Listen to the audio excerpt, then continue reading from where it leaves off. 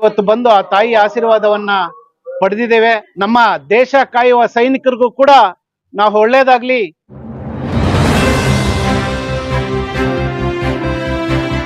ಎಲ್ಲರಿಗೂ ನಮಸ್ಕಾರ. ಮೊಟ್ಟ ಮೊದಲಿಗೆ 79ನೇ ಸ್ವತಂತ್ರ ದಿನಾಚರಣೆಯ ಸಮಸ್ತ ನಾಡಿಗೆ ಎಲ್ಲರಿಗೂ ಕೂಡ 79ನೇ ಸ್ವತಂತ್ರ ದಿನಾಚರಣೆಯ ಶುಭಾಶಯಗಳನ್ನು ಹೇಳಕ್ಕೆ ಇಷ್ಟಪಡ್ತೀನಿ. ಇವತ್ತಿನ ದಿನ ಏನು ನಮ್ಮ ನೇತಾಜಿ ನಗರದಲ್ಲಿ ಮಲ್ಲಾರಮ್ಮನ ವಿಗ್ರಹ ಪ್ರತಿಷ್ಠಾಪನೆಗೆ ಒಂದು ವಾರದ ಹಿಂದೆ ನಮ್ಮ ನೇತಾಜಿ ನಗರದ ಪ್ರಮುಖ ಮುಖಂಡರೆಲ್ಲರೂ ಕೂಡ ಬೆಂಗಳೂರಿಗೆ ಬಂದು ನನ್ನ ಹತ್ರ ಪತ್ರಿಕೆಯನ್ನು ಕೊಟ್ಟು ಆಹ್ವಾನ ಮಾಡಿದ್ರು. ಅದೇ ತರ ಬೆಳಗ್ಗೆ ಬರ್ಬೇಕಾಗಿತ್ತು, ಸ್ವಲ್ಪ ತಡವಾಯಿತು.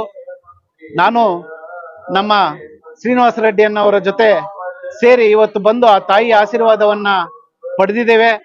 ಅದೇ ತರ ಆ ತಾಯಿ ಆಶೀರ್ವಾದ ಈ ಮುಳಬಾಗಿಲು ನಗರದ ನೇತಾಜಿ ನಗರದ ಬಡಾವಣೆ ಎಲ್ಲಾ ಜನತೆಗೂ, ಈ ಸಮಸ್ತ ನಾಡಿನ ಎಲ್ಲಾ ಜನತೆಗೂ ಕೂಡ ಆ ತಾಯಿ ಆರೋಗ್ಯ, ಅಷ್ಟ ಐಶ್ವರ್ಯ ಭಾಗ್ಯವನ್ನು ಕೊಟ್ಟು ಎಲ್ಲರನ್ನೂ ಕಾಪಾಡಲಿ.